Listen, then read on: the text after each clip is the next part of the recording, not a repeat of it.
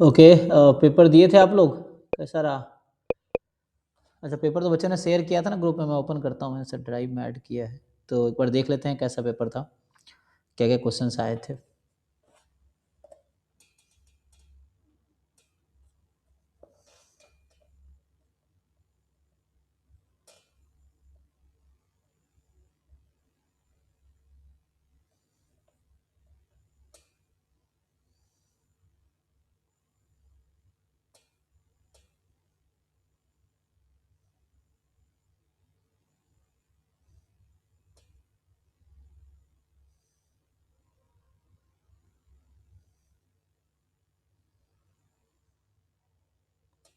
I think आज ही हमने बनाया था ना, तो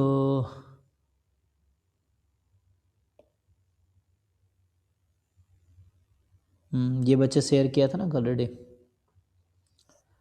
तो ये आपका पीएसए वाला पेपर था, ये विजिबल है, तो ये ग्रुप में एक प्रतीक ने शेयर किया था ये।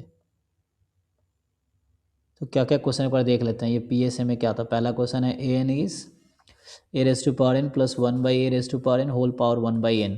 तो ए एन की लिमिट क्या होगी ये निकालना है एक तो, ठीक है। तो for the time being a को 1 मान लो फॉर एग्जांपल, है ना, फिर देखो उससे क्या आता है, फिर बाद में उसके अकॉर्डिंग शिफ्ट कर लो। तो अगर आप तो 1 प्लस को कॉमन लेंगे। अच्छा वैसे करोगे आप जनरल, ठीक है 1+, मैं कह रहा हूँ ए को 1 रख देते हैं, तो क्या बनेगा? इसने कहा ना एक 1 नहीं हो सकता, ऐसा कहा नहीं इसने, तो अगर ए को हम 1 रख देते हैं तो क्या होगा?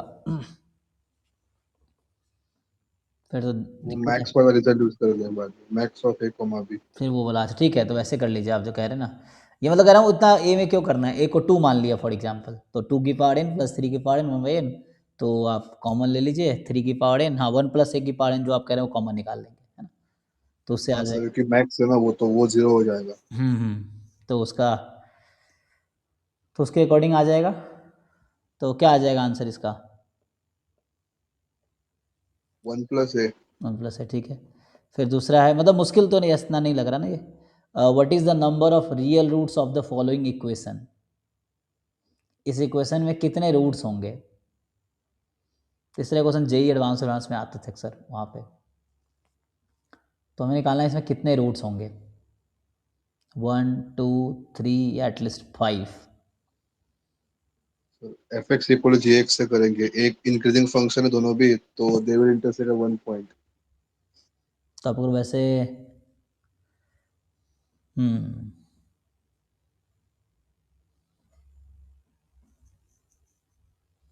एक तो ग्राफिकल अप्रोच अगर ग्राफिकली कर पाओ तो, एक तो वो है लॉग लगा के ना, वैसे सॉल्व करें हम,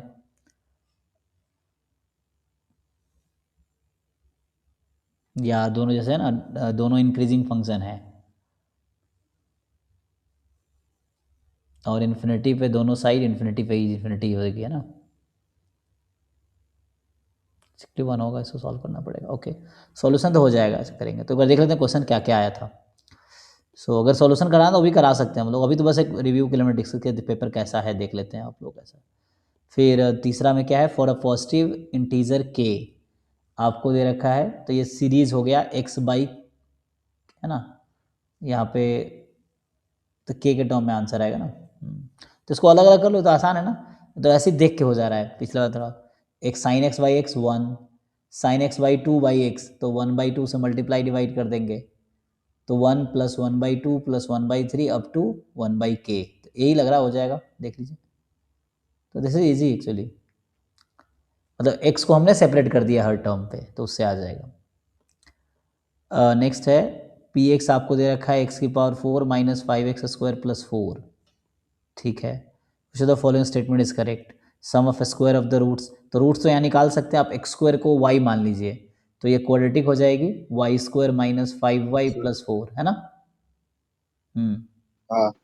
तो x² को y मान लिया, फिर क्वाड्रेटिक हो गई, फिर सॉल्व कर लेंगे, y² आ जाएगा, y² को +2 + -1 आ रहा है। अच्छा उससे, ठीक है। तो फर्दर फिर उसको सॉल्व करेंगे ना,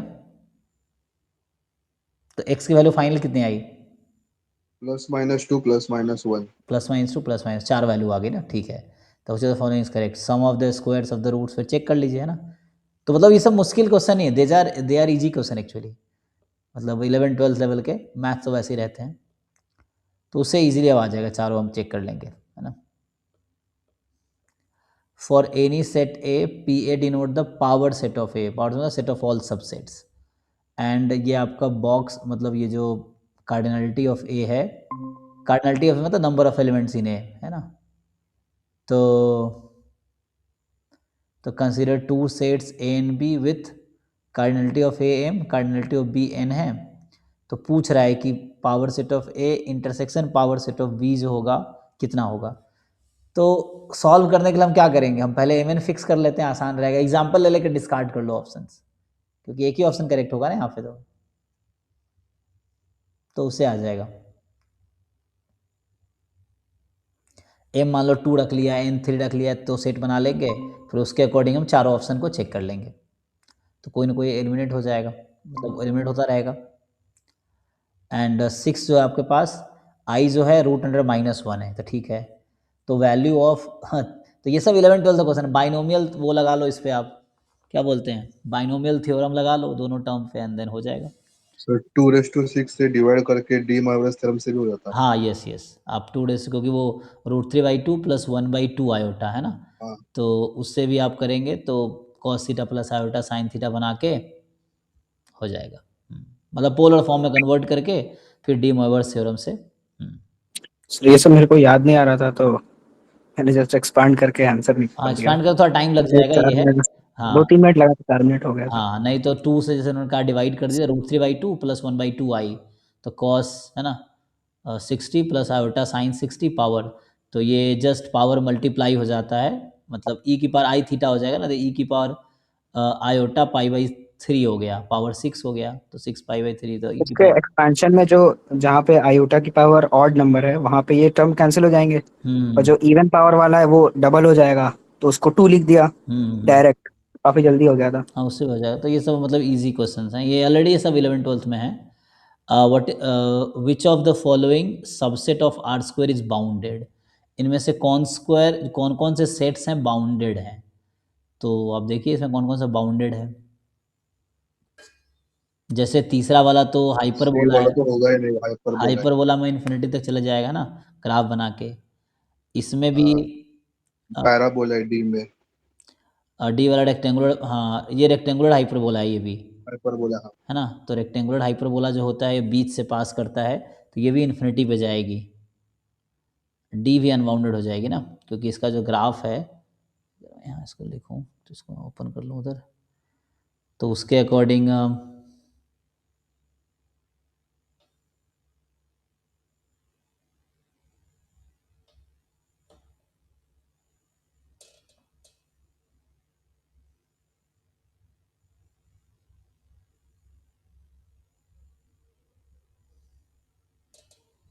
ठीक है, हमने इधर 5-6 डिस्कस, बस ऐसे डिस्कस कर लें क्या क्या आया है। तो ये जो हम कह रहे हैं इसमें है ना, तो ये है ना इसका ग्राफ जैसे क्या होता है, ऐसा कुछ रफली ऐसा होता है, या पॉजिटिव कर रखा तो एक साइड ही होगा, फिर भी ये अनबाउंडेड तो होगी, इन्फिनिटी तक जाएगी, ये भी इन्फिनिटी तक जा रही है, तो बाउंडेड तो नहीं है ना, तो ये तो ऐसे ही आउट हो गया। अब इन दोनों को देखो, x+2y > 1, x <t, t क्या है, t कोई भी रियल नंबर, उसका यूनियन लेना है, तो आपको यूनियन लेके इसको सॉल्व करना है। तो ऐसा ग्राफ बनाओ, और सर उस केस में नेगेटिव पे ये नेगेटिव वैल्यूज पे जाएगा, वो जो लाइन है >1 वाला वो पॉजिटिव इन्फिनिटी तक जाएगा, वहाँ पे हमें एक इंटरसेक्शन नहीं बन रहा है। जैसे टी अगर बहुत लार्ज ले ले, है ना, मतलब वो ग्राफ बना के देखना, दोनों का पहले इस लाइन का हम ग्राफ बना लेते हैं, इस लाइन का ग्राफ बना लेते हैं, और फिर उस लाइन से हम लोग देख लेंगे, तो मतलब इसके अकॉर्डिंग लग रहा है यही बाउंडेड होगा, ऐसा ना। क्योंकि ये अगर इसको देखेंगे तो x की पावर 2/3, 1/3 का स्क्वायर प्लस y की पावर 1/3 का स्क्वायर बराबर 4 है, तो यहाँ आप x की पावर 1/3 को cos थीटा और y की पावर 1/3 को sin थीटा, अच्छा 4 भी रखना है तो 2 ले लो, 2 cos theta 2 sin theta. Disc बनेगा फिर सर ऐसा ये तो सर। एलिप्स का इक्वेशन हो गया ना। हाँ हाँ, इलिप्स से वैसे भी कर सकते हैं, तो इलिप्स से आ जाएगा ना।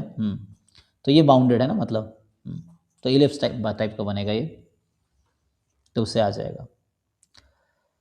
फिर next value of series 8 choose के अपॉन 1 दिस, तो ये तो आसानी से खोलना है। सर इसको 1/2 से मल्टीप्लाई कर देंगे, फिर वो बाइनोमियल वाला 1/x+1 का एक्सपेक्टेशन होता है, उससे हो जाएगा। ओके, हाँ ये भी सही कह रहे हैं आप कि ये जो कह रहे हैं कि आप, ठीक है वो भी अच्छा है। 8 चूज के 1/2 1 बाई के प्लस 1, नहीं 8 कर दीजिए, 2 कर 8, और यहाँ 2 की पावर 8 बाहर आ गया बदले में, तो 2 की पावर 8 एक्सपेक्टेशन ऑफ 1/x+1 ये, ओके। और x आप ले रहे हैं बाइनोमियल 8, 1/2, तो इसे भी कर सकते हैं, इसका फॉर्मूला याद है, लगा दीजिए सीधा सीधा। ठीक है, जैसे आ जाएगा। नेक्स्ट है F012 -12, एक कॉन्टीन्यूअस फंक्शन है और आपका 0 to 1 f(x) ज़ीरो है। ध्यान दीजिए इसका डोमेन है 0 से 1, बट कोडोमेन है -1 से 2, तो फंक्शन नेगेटिव भी हो सकता है।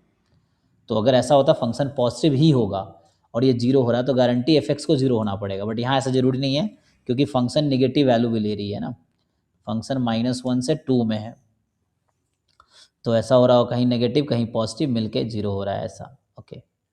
cos πx। तो कह रहा है कि देन f(x) 0 होगा, ज़रूरी नहीं है क्योंकि नेगेटिव वैल्यू भी ले रहा है। There is C such that FC is 0, तो कहीं ना कहीं ऐसा होगा FC 0 होगा। अच्छा, मैं एक एग्जांपल आपने ढूंढ लिया कि f(x) को आप cos πx ले लीजिए और 0 से 1 में इंटीग्रेट करेंगे तो ये आपका आंसर 0 आ जा रहा है ऐसा, ओके। तो यहाँ से सॉल्व करें वैसे कह रहे हैं आप ना, तो उसके अकॉर्डिंग कहीं ना कहीं 0 होगा, 0 से 1 में। cos 90 कितना 0 होता है, तो ये ट्रू हो जाएगा ना। बाकी मॉड ये 0 होगा, नहीं तो मॉड 0 तो नहीं, कोई मॉड लोगे तो ऊपर आ जाएगा ग्राफ, तो पॉजिटिव हो जाएगा। इधर नहीं हो सकता ना, क्योंकि पॉजिटिव फंक्शन है तो इंटीग्रेशन पॉजिटिव ही आएगा, और ये भी जरूरी नहीं, तो बी सही है ना, ओके। तो ये सब इंट्रोडक्ट बहुत आसान से क्वेश्चन है मतलब। बी तो वो मीन वैल्यू थ्योरम से हो जाएगा, बी वाला आपका इन जनरल। अच्छा, वैसे करना होता है, उससे भी कर सकते हैं, वो फंक्शन लेके। 10th आपको कह रहा है कि assume that the total number of item produced by machine up to nth day of its operation. Solution, main solution, main आपको है ना, मतलब सॉल्यूशन तो ऐसे ही तुम फोटो खींच के AI को दे दो कर देगा, ये सब बहुत आसान क्वेश्चन है, ये सब इजी क्वेश्चन 11th-12th लेवल के जितने क्वेश्चन अभी तक किए हमने, दे आर है ना, ये 11th-12th लेवल के क्वेश्चन हैं, मतलब मैथ तो उनका 11th-12th वाला ही रहता है ना, ये है। So assume that the total number of item produced by machine up to nth day of its operation is Fn। तो कह रहा है अप टू nth डे, कह रहा है नहीं अप टू nth डे, तो up to 1 day is 1 + 1, up to 2 day 2 square + 2, up to 3 day 3 square + 3 ऐसा। It is observed that the ratio of the number of item produced today to total number of item produced till two day, अच्छा मतलब एक दिन में और उस दिन तक उसका रेशियो 2:9 है। तो कह रहा है कि for how many days has the machine been in operation including 2 day. सो कितने दिन तक मशीन ऑपरेशन में थी, तो अज्यूम दैट द टोटल, ये काउंटिंग परमुटेशन कॉम्बिनेशन वाले टॉपिक का हो गया कि टोटल नंबर ऑफ जो आइटम प्रोड्यूस मशीन कर रहा है nth डे तक, वो ये n² + n है, nth डे तक जो ऑपरेशन हो रहा है। अब ये बता दिया गया कि ratio of number of item produce today to the total number of item produce till today, तो आज अप टू दैट टोटल है ना, तो रेशियो है ना, प्रोबेबिलिटी काइंड ऑफ कह सकते हो आप कि 2/9 है। तो for how many days the machine has been in operation till today, तो इसको आपको इसमें मैप करना होगा कि कब तक सेटिस्फाई कर रही है ऐसा। देखो सर 1 2 3 4 ऐसे करके लिखेंगे, 8 पे मिल जाएगा। तो टुडे है ना, जहाँ पे ये मिल जाएगा वहाँ तक होगा ना, जहाँ पे ऐसा हो जाएगा। हाँ सर, इसको अगर हमें प्रूव करना चाहिए तो हम ये भी कर सकते हैं, आज का देखते हैं और कल तक माइनस कर लेते हैं, आज का मिल जाएगा और आज तक का रेशियो लेते हैं हम। हाँ मतलब वही तरीका, अब उसको देख के टोटल क्या है कितने दिन था, ये तो होगा, तो 1 2 3 लिखते चले जाओ, यहाँ पे FN लिखते चले जाओ, जो भी चाहिए उसको आप चेक करो। तो 2 डे जहाँ पे ये रेशियो मेंटेन हो जाएगा वो आंसर हो जाएगा, यही ना, देख लो। सर सिंपल ऐसे 1 से स्टार्ट करके 1 तो जहाँ पे देखो ये रेशियो कहाँ पे सेटिस्फाई हो रहा है, 2/9, से 8 पे हो गया था। तो 8 हो जाएगा ना, वो चीज़ है, मतलब ये भी बेसिक है कि 1 2 ऐसे करके 8 तक हो जाएगा। 11th में है कि square matrix P is called idempotent, और डेफिनेशन पता है आप लोगों को, P square is equal to P which is the following is an idempotent. अब वो चारों में चेक करना है कि कौन सा आइडेम्पोटेंट है, तो इसमें क्या करना है। एक में तो हाँ सर, AC में बी वाला रैंक और होगा। ट्रेस इक्वल नहीं थे तो वो आइडेंटिटी होगा ही नहीं। हाँ, इसमें आइडेम्पोटेंट क्या, trace is equal to rank, अगर है तो वो, अगर नहीं है तो वो आइडेंटिटी होगा ही नहीं। होगा ही नहीं। हाँ, अगर ऐसा नहीं है तो होगा ही नहीं, क्योंकि आइडेम्पोटेंट है तो ट्रेस बराबर रैंक होगा, अगर नहीं है तो फिर तो पक्का नहीं होगा। तो वैसे करके एलिमिनेट कर सकते हो, फिर नहीं तो फिर कुछ दिमाग नहीं लगाना तो स्क्वायर करके चेक कर लो, थोड़ा टाइम लगेगा, बट ये है, ठीक है, तो आसान है।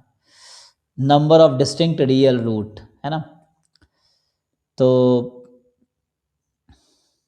जस्ट ओपन कर लो, इसको भी थोड़ा एक्सपेंड कर देंगे। हाँ एक्सपैंड कर लो और ट्रिग्नोमेट्रिक इक्वेशन को सॉल्व करो, इजीली आंसर आ जाएगा। तो ये सब क्लास 11 12 की जो मैथमेटिक्स है उस पे बेस्ड क्वेश्चंस हैं। सर उसका कितना आ रहा है आंसर? किसका, 12 का? इसका 3 आएगा, देख अच्छा, लेना, ठीक है सर। -+60 डिग्री और 0। बाकी लोग भी चेक कर लीजिए, है ना। तो ये बता रहे हैं जैसे, अब एक बार सॉल्व करके देखो, नहीं हुआ तो मुझसे पूछो, अभी के लिए क्या है, अगेन एक बार पूरा पेपर सॉल्व करो, जिनको आंसर की हाँ बनाना सर, है। मैंने जब सॉल्व किया तो मेरे को 5 सॉल्यूशंस आ रहा है। तो अभी सॉल्व करें। सर एक तो कि साइन एक्स कॉमन लेंगे फिर बाकी एक्सपेंड करने में इजी पड़ेगा। हाँ अभी कर सकते हो आप, तो अभी हम सॉल्व कर सकते हैं, मतलब पहले खुद से सॉल्व करके देखो क्या आता है ना। हाँ सर, जब एग्जाम में किया था तो 5 सॉल्यूशन आया था, इसलिए पूछ रहा हूँ। अच्छा अच्छा, कोई बात नहीं, तो अभी सॉल्व करूँ।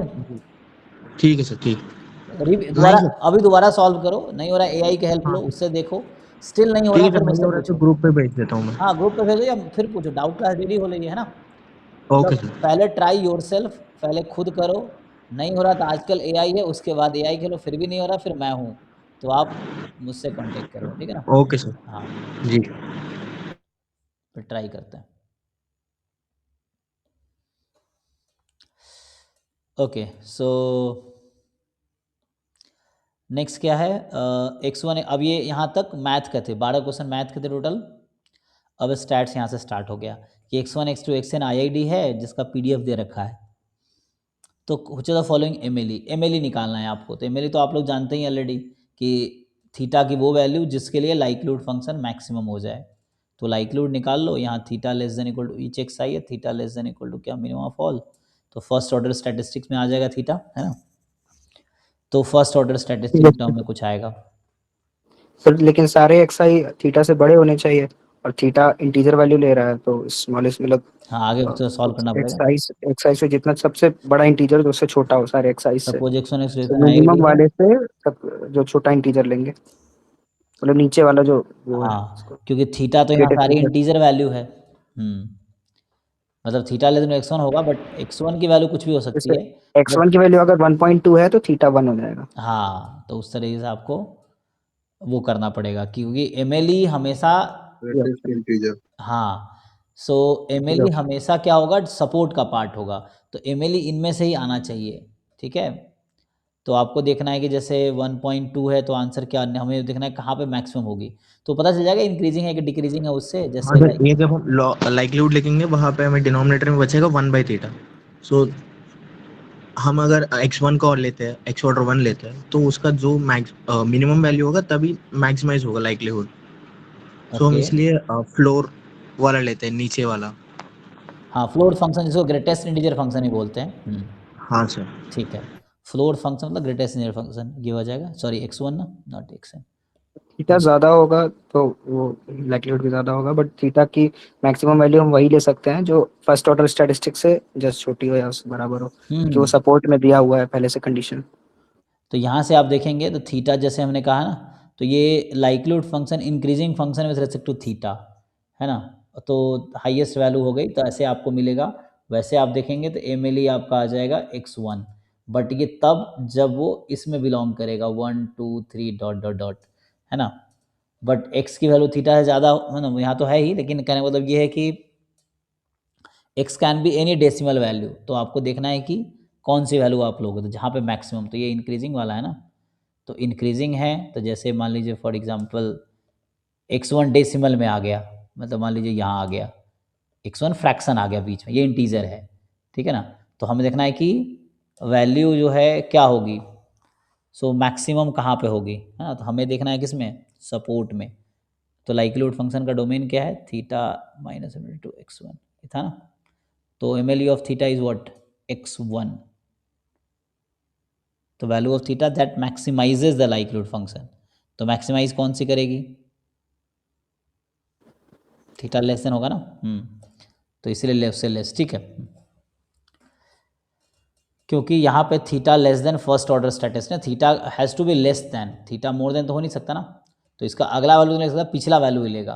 तो जो x1 है उसकी पिछली वैल्यू थीटा कंसीडर कर सकता है, ठीक।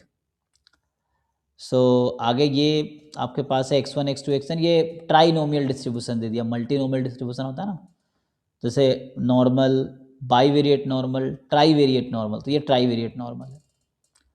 तो n3 mu comma sigma, mu mean vector है, सिग्मा आपका वेरिएंस कोवेरिएंस मैट्रिक्स है। So sigma is a positive matrix, A B the matrix such that A sigma A transpose is diagonal, okay. A कोई matrix, हाँ वैसा हो जा रहा है, जेड बराबर ए एक्स है, ठीक है।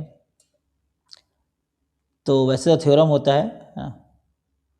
सो जेड में क्या आता है, ए एक्स का डिस्ट्रीब्यूशन पता है आप लोगों को, normal A mu A sigma A transpose, ये आएगा, और ये जेड ए एक्स है ना। सो ए होगा 3x3 का ही होना चाहिए ना, एंड एक्स आपके पास है 3x1, 3x1, ठीक है, n3 होगा। तो मतलब ये जेड का डिस्ट्रीब्यूशन ये आ जाएगा, नॉर्मल ए म्यू, मतलब ये नॉर्मल यहाँ लिख दूँ ए म्यू कॉमा दिस, इसका डिस्ट्रीब्यूशन ये होगा जेड का, ओके। तो आगे क्या करें आपको ये,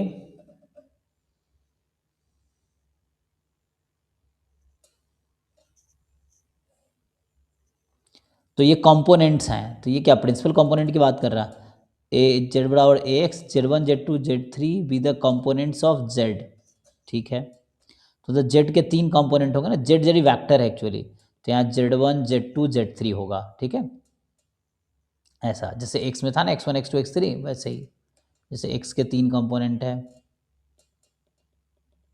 यहाँ जो लिख रखा है, तो वैसे ही कह रहा है कंपोनेंट है। तो consider the following, Z1 Z3 are normally distributed, independent, uncorrelated. क्या लगता है आप लोगों को, all options सही है। Sir, all of these. So normal तो हो जाएगा, क्योंकि वो नॉर्मल जैसे ट्राईवेरिएट नॉर्मल है ना, तो इंडिविजुअल तो नॉर्मल होगा ही। अब क्या वो इंडिपेंडेंट होंगे, तो how do you know they are independent, sir वो डायगोनल मैट्रिक्स दिया था ना, ए से में ए सिग्मा ए अब ट्रांसपोज। यहाँ एक कंडीशन है कि ए सिग्मा ए ट्रांसपोज डायगोनल है, तो इसका मतलब ये जो मैं बता रहा था ए सिग्मा ए ट्रांसपोज, ये एक वेरिएंस है इसका। जैसे जेड मैट्रिक्स जिसका मीन वेक्टर है ए म्यू, और इसका वेरिएंस मैट्रिक्स या वेरिएंस कोवेरिएंस मैट्रिक्स जो है वो ए सिग्मा ए ट्रांसपोज डायगोनल है। तो डायगोनल पे नॉन जीरो, बाकी सब जीरो, तो मतलब सारे कोवेरिएंस टर्म जीरो है।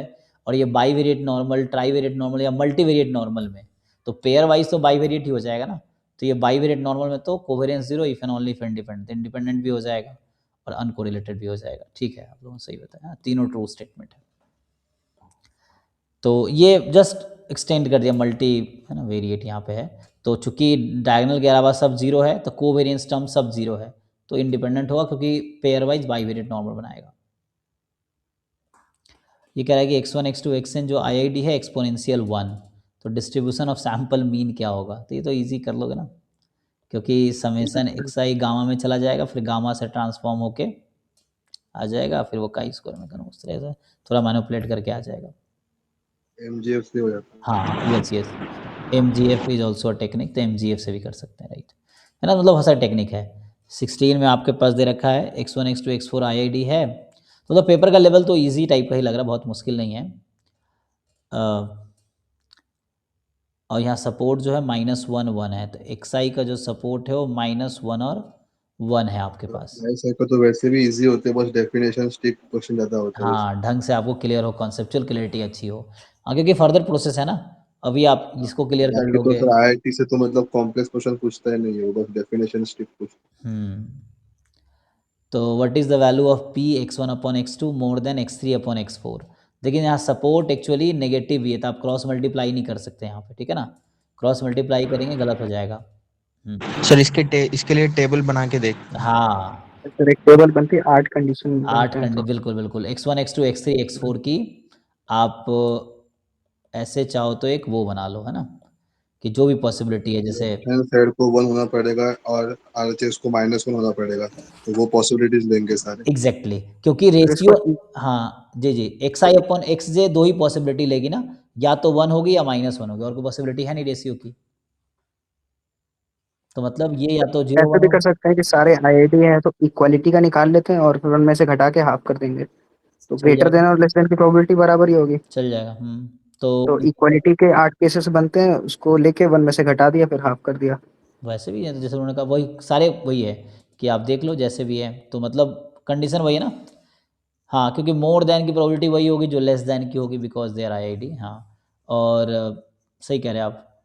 और फिर उसके बाद सर इक्वल, इक्वालिटी का जैसे होगा, अगर मतलब पॉजिटिव पॉजिटिव नेगेटिव दोनों -1 हो, दोनों +1 हो, हाँ, यही हो सकता है। इक्वल मतलब दोनों में क्रॉस चार चार मल्टीप्लाई भी केसेस कर बनेंगे। सकते हैं, बीच में इक्वल रख दिया तो क्रॉस मल्टीप्लाई कर लो।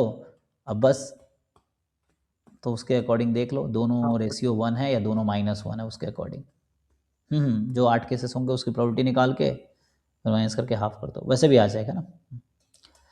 17 में क्या है कि आपको PDF X का दे रखा है, तो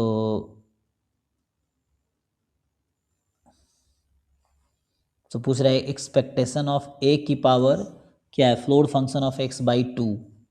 ठीक है, आई थिंक डेफिनेशन से हो जाएगा, हाँ सर, है ना, डेफिनेशन। एक्सपोनेंशियल आगे फॉलो कर रहा है वो, फिर वो ज्योमेट्रिक का रिजल्ट है वो। हाँ, बस उससे आ जाएगा। 18 में है कि x1 यूनिफॉर्म θ-1 से थीटा है, और आपका x2 जो है यूनिफॉर्म थीटा से θ+1 है, x3 यूनिफॉर्म θ+, ठीक है, 3 इंडिपेंडेंट रैंडम वेरिएबल है, और विच of the following sufficient statistic. तो लाइक्लीहुड फंक्शन निकाल ये सर लीजिए। नेट में क्वेश्चन आ गया था एक बार। सर इसमें तो सीधा आ अच्छा, जाएगा ना कि हमें सारे x1 x2 x3 का पैरामीटर यूनिफॉर्म बनाएंगे, मतलब θ-1 और थीटा बनाएंगे, तो उससे हो जाएगा। यस यस, जैसे x1 बिटवीन θ-1 टू, है ना, theta, x2 between theta to θ+1 and x3 between, उसके अकॉर्डिंग आप थीटा के टर्म में सॉल्व कर लो, तो जो भी बन के आएगा उससे हो जाएगा। आई थिंक ये तो लाइक्लीहुड फंक्शन तो 1 ही हो जाएगा शायद ना। तो ये पूरा एक इंटरवल जो भी थीटा मान लो T1 से T2 में आपने सिंप्लीफाई कर लिया है तीनों कंडीशन को, x1 x3 वाले को, तो ऐसा आएगा, तो पूरा इंटरवल एक्चुअली MLE हो जाता है ना यहाँ पे, क्योंकि ये तो लाइक्लीहुड फंक्शन कांस्टेंट है। हाँ सर, उसमें तो हमें इंडिकेटर डिफाइन करना पड़ेगा अगर लाइक्लीहुड से करेंगे तो हाँ वो इससे आसान ये हो जाएगा। हमें -1 करेंगे, -2 जो भी हमें स्केल चेंज करना है। अच्छा, आप ये कह रहे हैं, समझ गया, तो x1 यहाँ पे जैसे है, हाँ उसके अकॉर्डिंग चेंज कर लो, कोई दिक्कत नहीं है। यू कैन सिंप्लीफाई, जैसे यहाँ पे स्केल चेंज करके उसके अकॉर्डिंग लिख लोगे, मतलब सबको एक में ले आओगे, ऐसा कहना चाह रहे हो आप, कि x1 हाँ सर। +1 यूनिफॉर्म हो जाएगा θ, फिर x2 तो है ही θ, और x3 -1 कर दोगे तो यूनिफॉर्म θ+1 हो जाएगा, फिर ये तीनों आइडेंटिकली डिस्ट्रीब्यूटेड होगा, मतलब एक जैसा हो गया ना।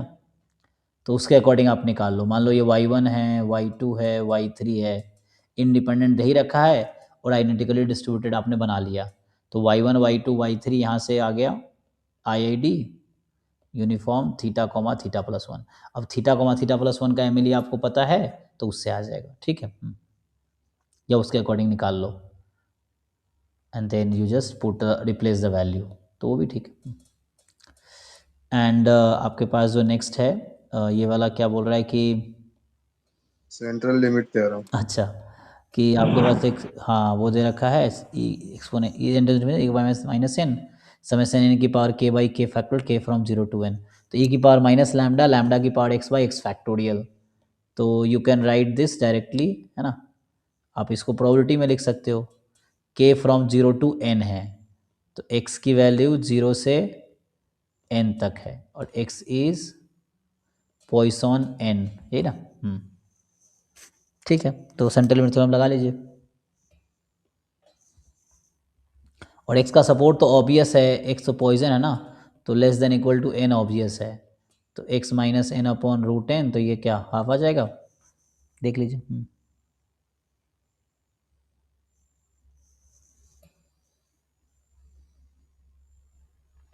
फिर 20वां है कि x1 x2 by variate normal है, आपको दे रखा है पैरामीटर सारे, तो आपसे पूछ रहा है कि कोवेरिएंस इनका क्या होगा।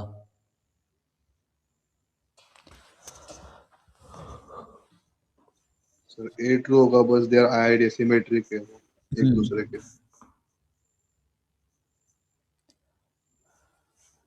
तो चूंकि सर आप एक बार इसका सॉल्यूशन बता दीजिए कैसे सॉल्व करके। x1 x2 by variate normal है, और आपको तो जो सारे पैरामीटर गिवन है, μ1 0, μ2 0, सिग्मा 1 1, सिग्मा 2 2, स्क्वायर लिख रहा हूँ, एंड कोवेरिएंस दिया, तो कोरिलेशन आप निकाल सकते हो ना, कोरिलेशन निकालोगे तो 1 अपॉन ऐसे ही आ जाएगा, 1/2 आ जाएगा ना ये पैरामीटर। 1/2 आ रहा है। हाँ, तो अब आप अगर कोवेरिएंस x1 एंड दिस, तो आप देखो इसके बारे में सोचो, हाँ x1 तो कॉमन है, इसके बारे में सोचो आप, cos sine x1 cos x2 and cos x1 sine x2, तो क्या x1 x2 आइडेंटिकली डिस्ट्रीब्यूटेड है, हाँ सर। क्योंकि अगर इंडिविजुअली देखेंगे नहीं है, x1 x2 का वेरिएंस कितना है, नहीं है ना आइडेंटिकली, वेरिएंस अलग है सर इसका। है ना, ये 0 हाँ 1 है, x1 नॉर्मल 0 1 है, और x2 नॉर्मल 0 4 होगा, अगर आप जी सर। मार्जिनल देखते हैं, हम कंडीशनल मार्जिन जब निकालेंगे वो 0 1 0 4 बन जाएगा। हाँ ऐसा, जो आपका मार्जिनल, हाँ, तो अभी के लिए कोई बात नहीं, तो इसके अकॉर्डिंग ब्रेक करने में क्या दिक्कत है, यहाँ cos x2 है, यहाँ cos x1 है, sin x1 है, sin x2 है, तो चेंज क्या आएगा ये देखते हैं। लेकिन यहाँ से अगर चेंज करते आप 2x1,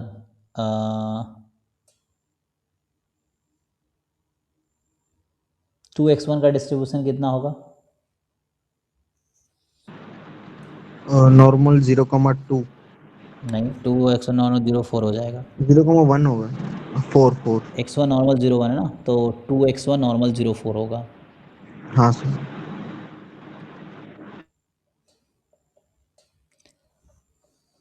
तो ये तो नहीं है अभी, तो यहाँ पे आपको मेनली क्या देखना, अच्छा ओपन करते क्या होता है फॉर्मूले से, अगर मैं ओपन कर दूँ तो मुझे लग रहा है यहाँ बस यही देखना है आपको कि किसके आइडेंटिकली डिस्ट्रीब्यूटेड है या नहीं है, उस पर चेक करना है।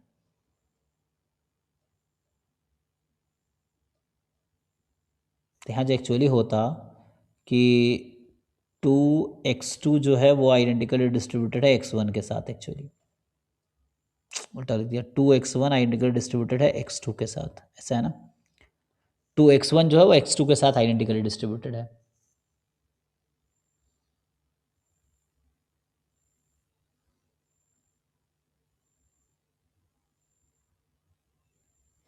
सर एग्जैक्ट वैल्यू भी आती है अगर कैरेक्टरिस्टिक फंक्शन से करते तो बाय पार्ट्स यूज करके, अच्छा,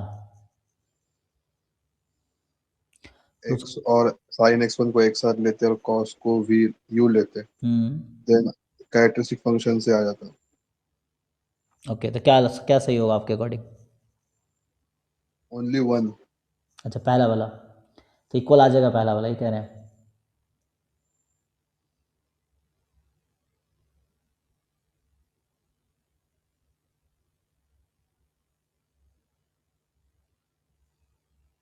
क्योंकि साइन x1 कॉस x2 है, वहाँ कॉस x1 साइन x2 है, बस ये डिफरेंस है, साइन यहाँ x1 में, वहाँ x2 में है, कॉस x2 में है, कॉस x1 में है, तो वह इसको ओपन करना पड़ेगा। अगर इसको ओपन करोगे, एक तो है कि आप पूरा डेफिनेशन से ले जाओ, तो एक्सपेक्टेशन प्रोडक्ट हो जाएगा, जैसे अगर मान लो इसको लेफ्ट साइड खोलोगे आप, तो लेफ्ट साइड में x1 sign x1 cos x2 ऐसा होगा, एंड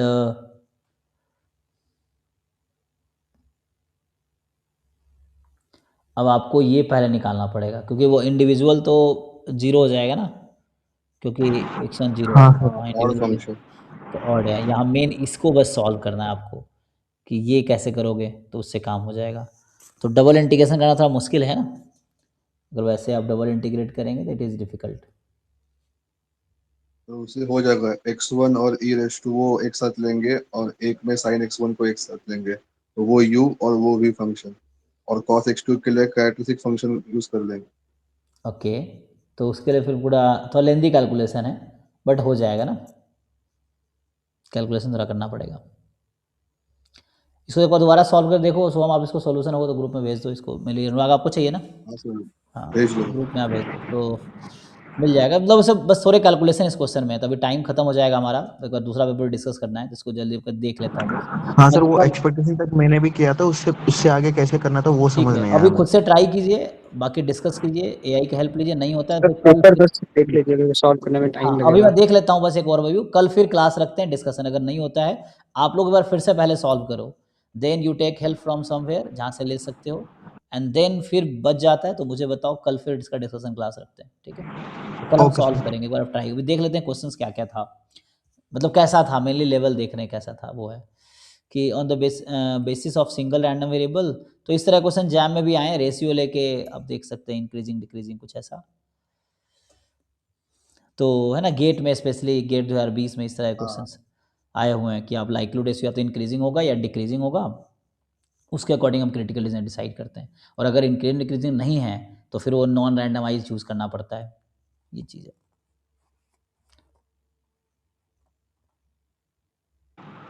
सर यहाँ पे नॉन रैंडमाइज्ड और रैंडमाइज्ड में क्या डिफरेंस है ये? इसमें मेनली क्या होता है ना, वो टेस्ट फंक्शन पे होता है, जैसे मेनली नॉन रैंडम मतलब है कि प्रोबेबिलिटी कुछ फिक्स करनी पड़े, नॉन रैंडम मतलब रैंडम नहीं है, तो ये जो जितने आप जानते हो, आपने जो जैम के सिलेबस पढ़ा वो सब नॉन रैंडमाइज टेस्ट फंक्शन था, जैसे आप लिखते हैं ना reject H not if x1 is less than equal to k, मान लो ऐसा लिखते हैं, तो ये तो जस्ट क्रिटिकल डिसीजन लिखा।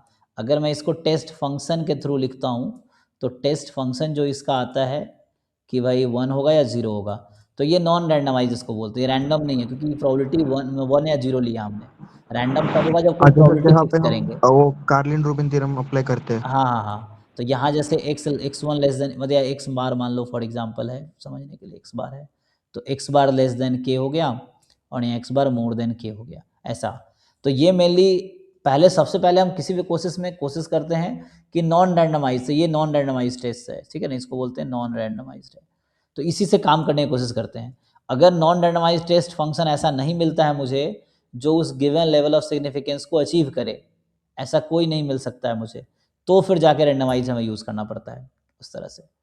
जैसे आप क्या यूज एच नॉट वो लिखते हैं, size of test rejecting H not when H not is true, उसकी प्रोबेबिलिटी, तो नॉन रैंडमाइज में होता है expectation of 5x given H not is true, ये निकालना पड़ता है।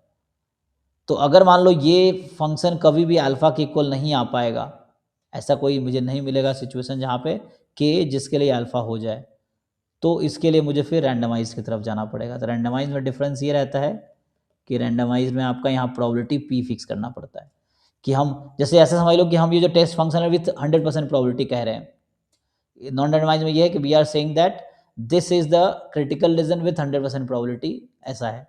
लेकिन यहाँ हम ऐसा नहीं कह रहे हैं, हम बोल रहे हैं कि विथ सम प्रोबेबिलिटी हम फिक्स कर रहे हैं, जिससे क्रिटिकल डिसीजन विथ 50% प्रोबेबिलिटी, ऐसा कुछ।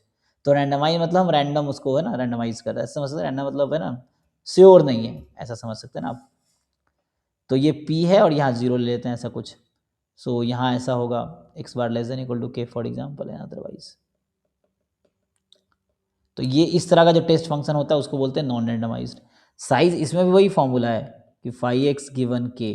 अब ये p हम ऐसा फिक्स करते हैं जिसके लिए लेवल ऑफ सिग्निफिकेंस को अचीव कर ले, तो ये हमारा टारगेट रहता है कि ये अल्फा के इक्वल आ जाए, ऐसा हम p ले, तो उससे आएगा। तो पहले आप इसका रेशियो निकालो, देखो ये रेशियो क्या हो रहा है, LH0 अपॉन LH1, ये इंक्रीजिंग है क्या, सबका रेशियो निकालो, देखो जैसे x की वैल्यू बढ़ा रहे हैं बढ़ रही है क्या, ये x की वैल्यू बढ़ा रहे घट रही है क्या, ऐसा चेक करेंगे। एंड देन उसके अकॉर्डिंग अगर मान लो इंक्रीजिंग हो गया likelihood ratio, LH0 upon LH1 increasing है, तो x less than k critical region आ जाएगा, सिंगल रैंडम वेरिएबल ना। अगर डिक्रीजिंग है तो x मोर देन k आएगा, और अगर दोनों में कुछ नहीं है तो फिर हमें देखना पड़ेगा आगे। इनकेस डिक्रीजिंग कुछ नहीं है तो फिर उसके अकॉर्डिंग सोचना पड़ेगा। तो अब रेशियो लेके देखो पता चलेगा। तो फिर आपको जैसे यहाँ साइज़ है, मतलब वही लेवल साइज़ यहाँ पे 0.05 अचीव कराना पड़ेगा, तो उसके अकॉर्डिंग है। देखो ट्राई करते कल एक बार डिस्कस, एक बार पूरा पेपर दोबारा सॉल्व करो एंड देन वेकर हम फिर डिस्कस करते हैं कल। तो कल फिर क्लास रख लेंगे। सो एक रैंडम वेरिएबल है, ये PDF आपको दे रखा है, सिग्नम फंक्शन, लेकिन ये सिग्नम में 0 नहीं लिया यहाँ पे ना, 0 पे भी -1 लिया है, ध्यान देना। तो इन्होंने इस तरह डिफाइन किया है। तो बस ये सिंपल एक्स डेफिनेशन से आ जाएगा, मतलब एक्सपेक्टेशन का डेफिनेशन लगा। सिग्नम को mod x अपॉन x लिख के फिर वो mod x follow exponential 1 by lambda. और चूंकि ये कॉन्टिन्यूअस है तो एक पॉइंट पे कोई फर्क पड़ेगा नहीं, है ना, ये चीज़ें हैं। जैसे 0 पे क्या लिया उससे कोई फर्क तो पड़ना नहीं है, क्योंकि x विदाउट 0 की प्रोबेबिलिटी 0 है, तो उससे कोई दिक्कत नहीं है। तो mod x अपॉन x लिख लो एंड ओपन कर लो, ठीक है। आप इसको x into mod x upon x करके ओपन कर लो, सही कह रहे हैं, इससे आ जाएगा। डेफिनेशन से ओपन करना है जस्ट। तो ये x ऐसे कट गया तो finally e of mod x बच गया ये, तो कहीं ना कहीं e ऑफ mod x हो गया, एक्सपोनेंशियल लैम्बडा फॉलो। बस तो उससे कर लेंगे, ठीक है। और mod x का अगर PDF निकाल लोगे तो एक्सपोनेंशियल लैम्डा हो जाएगा, एक्सपोनेंशियल लैम्डा का एक्सपेक्टेशन 1 बाई लैम्डा, है ना, ये आ जाएगा, ठीक है। फिर ऐसे ही यहाँ पे आपको दे रखा है x1 x2 जो यूनिफॉर्म 0 1 है, और yn डिफाइन कर दिया। तो जस्ट कन्वर्जेंस इन प्रोबेबिलिटी आप weak law of large number try करो अप्लाई करने का,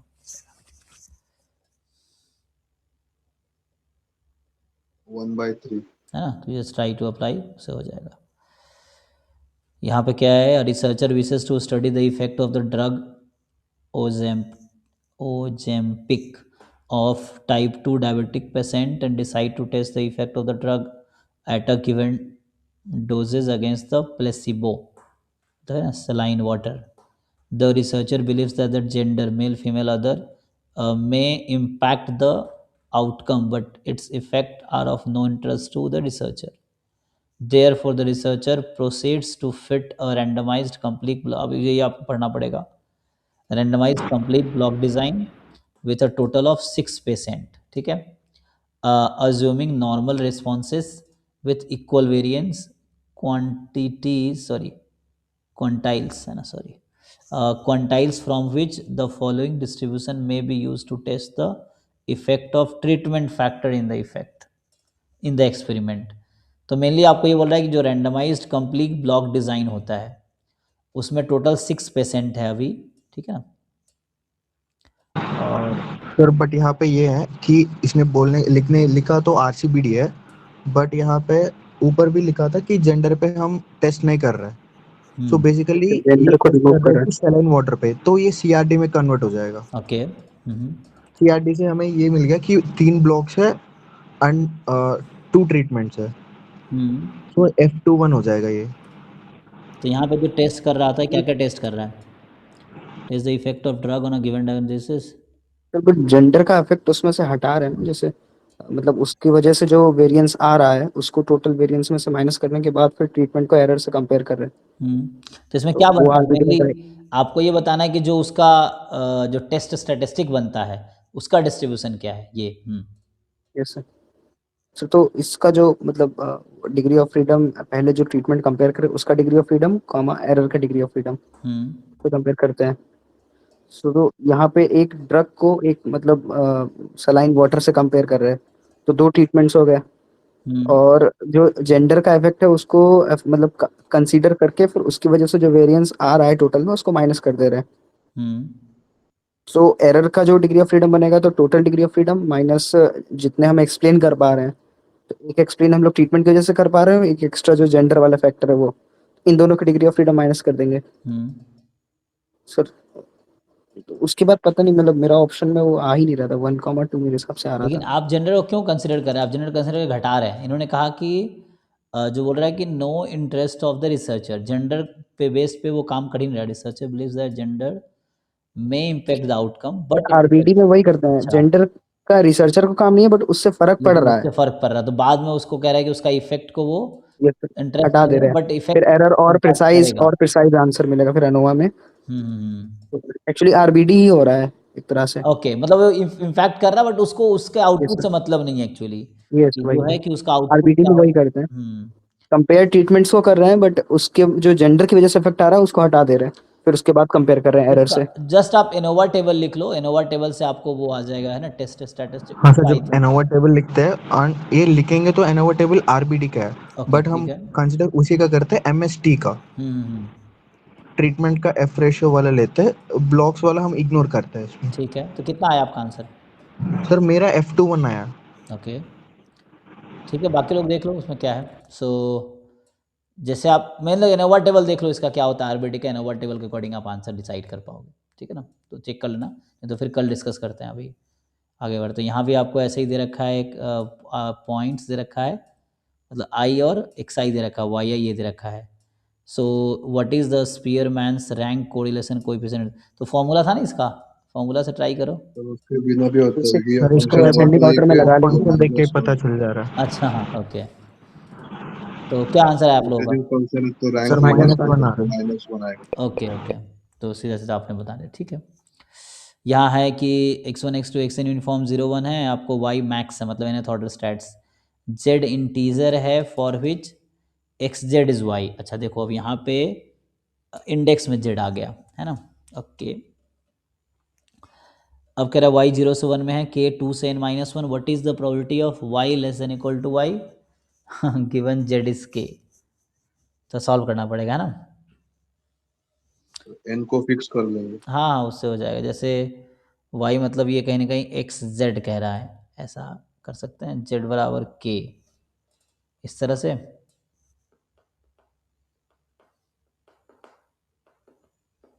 अब इसको सॉल्व करने हैं, और y क्या था, एक्स जेड में लिखा ना,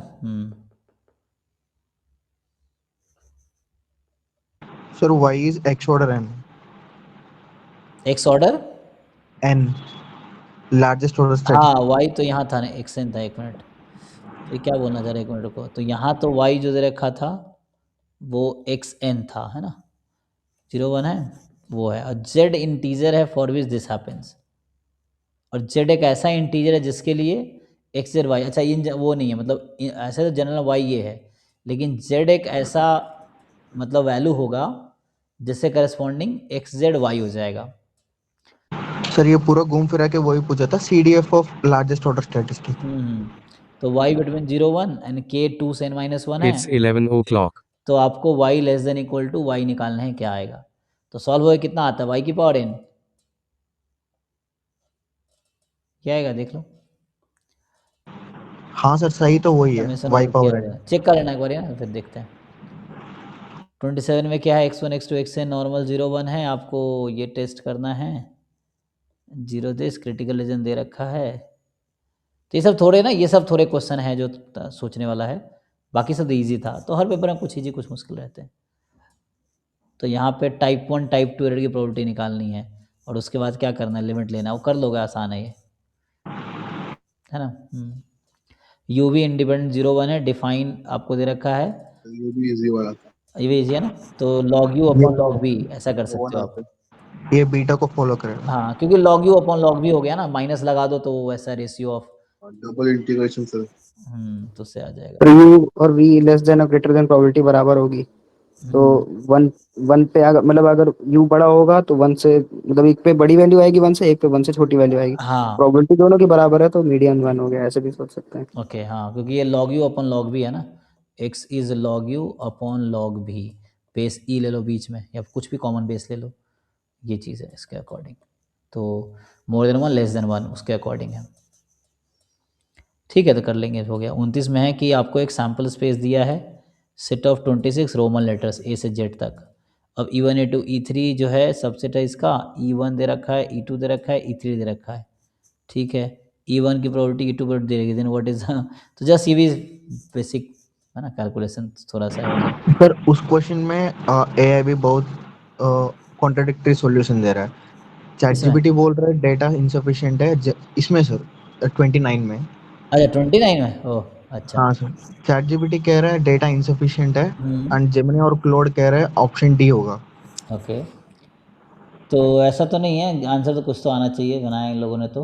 ऑप्शन डी आंसर है। हाँ वही, क्योंकि तो मोस्टली ऑप्शन डी आ रहा है, बट मैंने भी ऑप्शन डी डी तो हो लगाया रहा है है, इसलिए। बट कुछ लोगों कह रहे हैं ऑप्शन बी भी हो सकता है, तो हमने डिस्कस किया था तो और होगा चैट डी। से पूछा तो वो कहता है ऑप्शन डी है। ओके। तो ओमेगा है A to Z 26 है। आपको इवेंट दे रखा है 3, AB BC CA। ओके, तो ये 3 इवेंट है।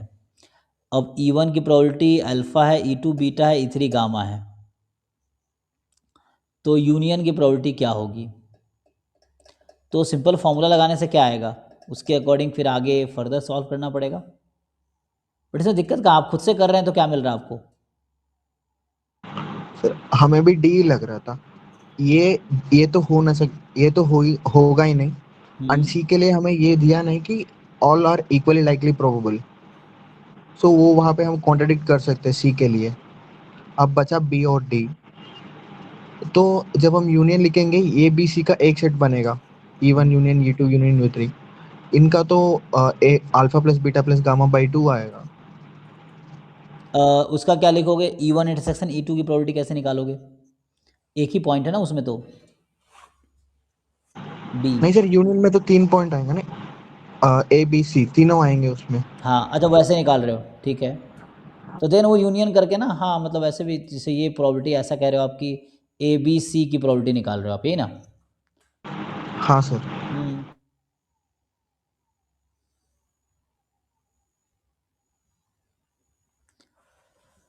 सो ABC की प्रोबेबिलिटी क्या होगी? So you can break this into,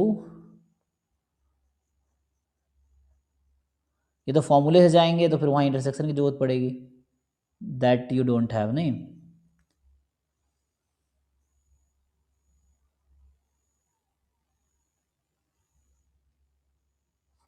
तो अल्फ़ा है AB की, बीटा है BC की, इसकी है CA की।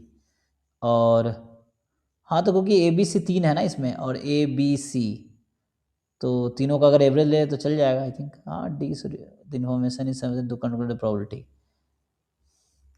क्वेश्चन ये है कि जैसे अल्फा बीटा गामा में कोई रिलेशन है? हम्म। वहीं पे आ रहा है सर दिक्कत। अगर इनके अंदर कुछ इंटरसेक्शन वाला रिलेशन या कुछ होता तो हम इनसफिशिएंट वाला टिक करते हैं। यहाँ पे स्पेसिफाई नहीं किया कि अल्फा बीटा गामा के अंदर कुछ रिलेशन है कि नहीं।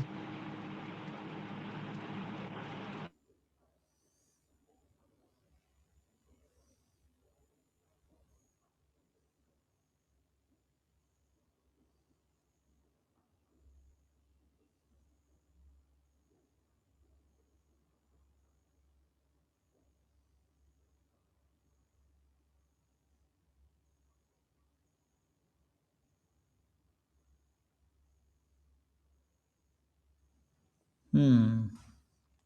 तो थोड़ा सा यहाँ वो है ना, मतलब बी और डी में वो रहेगा जो आप कह रहे हैं।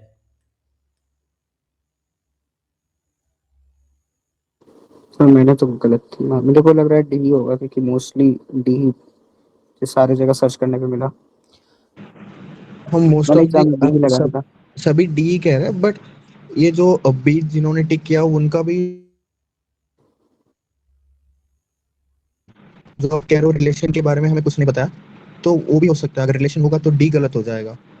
तो वही मैंने उसमें सोचा था, तो मैंने बी ही लगाया, बट बोले गलत है।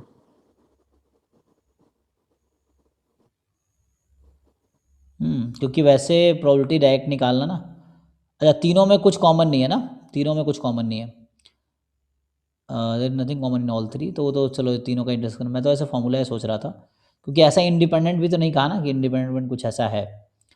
तो सर इंडिविजुअल एलिमेंट का भी प्रोबेबिलिटी नहीं पता हमें। हाँ वही कह रहे हैं, इंडिविजुअल जैसे मान लो इंडिविजुअल का तो पता ही नहीं है। सो वैसे आप कर लोगे कि चलो तीनों का एवरेज ले लिया, है ना, तीनों की प्रोबेबिलिटी ऐड कर दिया and then you take the average. तो वैसा आपने कर लिया ना, क्योंकि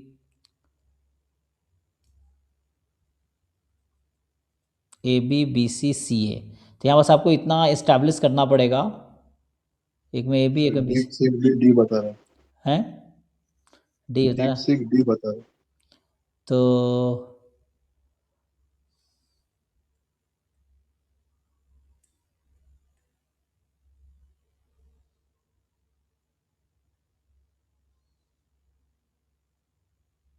ये क्वेश्चन ही अच्छा है, बट इसमें ये बस है कि जैसे मान लीजिए ए बी सी क्या इक्वली लाइकली पॉइंट्स हैं, मतलब दोनों को इक्वल प्रोबेबिलिटी है क्या, तो वैसा अगर होता तो मान लो इस पे अल्फा बाई टू ऐसे, लेकिन वो फिर इक्वल हो जाएगा ना अल्फा बीटा गामा, वैसा कुछ करना पड़ेगा कि 1/3 वैसा खर्च कर दे।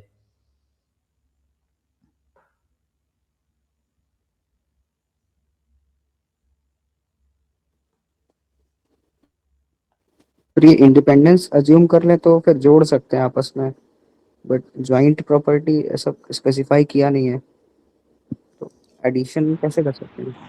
इंडिपेंडेंट भी तो नहीं इंडिपेंडेंट भी एज्यूम नहीं कर सकते जैसे हैं सर, क्योंकि probability of A, common elements तो एग्जिस्ट कर रही है। जहाँ भी डी ऑप्शन दे रहा है वहां पे इंडिपेंडेंस अज्यूम करके फिर ऐड कर रहा है उसको। जैसे इस तरह से लिख सकते हैं probability A, probability of B, probability of C. अब फर्दर लिखोगे तो प्रोबेबिलिटी ऑफ ए निकालने के लिए आप क्या करोगे, इंडिविजुअल ए की प्रोबेबिलिटी क्या हम निकाल सकते हैं। सो व्हाट वी हैव, देखो probability of A plus probability of B is alpha, ये ना, probability of B plus probability of C this is beta, and probability of हाँ एक मिनट हो तो गया, probability of C plus probability of A this is gamma. Equation 1, equation 2, equation 3, 1 2 3 तीनों को add कर लो, क्या मिलेगा। सर ये 2 times probability of A plus probability of C equal to alpha plus beta plus gamma. हाँ तो फाइनल क्या आ गया, alpha plus beta plus gamma upon 2 आ गया ना, दैट्स ऑल। हाँ, तो डी इज इससे करेक्ट। कर रहे तो डी आ रहा है तो ठीक सर, तो है, बट दिक्कत कहाँ है। अगर उन तीनों के अंदर हम ये इंडिपेंडेंस एज्यूम करने पे आ रही है, नहीं अगर नहीं, हम इंडिपेंडेंस इंडिपेंडेंट कहाँ अज्यूम, हमने अज्यूम किया ही नहीं, हम तो ये कह रहे हैं कि जैसे मैंने इंडिपेंडेंट कहीं अज्यूम नहीं किया, ए बी को हमने लिखा ए यूनियन बी, अब डिसजॉइंट तो है ना ये।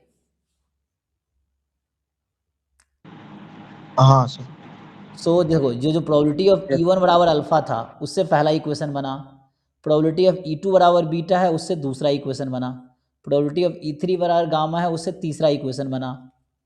अब हमने तीनों इक्वेशन को ऐड कर दिया, तो ऐड किया तो सीधा सीधा मुझे मिल गया probability of A, probability of B, probability of C बराबर alpha plus beta plus gamma by 2। Definition में भी होता है कि दो को जोड़ें तो तीसरा भी उसी में मिले, तभी मेजर वो डिफाइन नहीं होता प्रोबेबिलिटी के डेफिनेशन में, ये एडिटिव हाँ वाले में। हाँ वही, तो यहाँ से आ डिसजॉइंट गया ना अगर ए बी सी, तो मतलब यहाँ से probability of A B C मतलब हो गया E1 union E2 union E3 बराबर दिस, ये आ गया सीधा सीधा।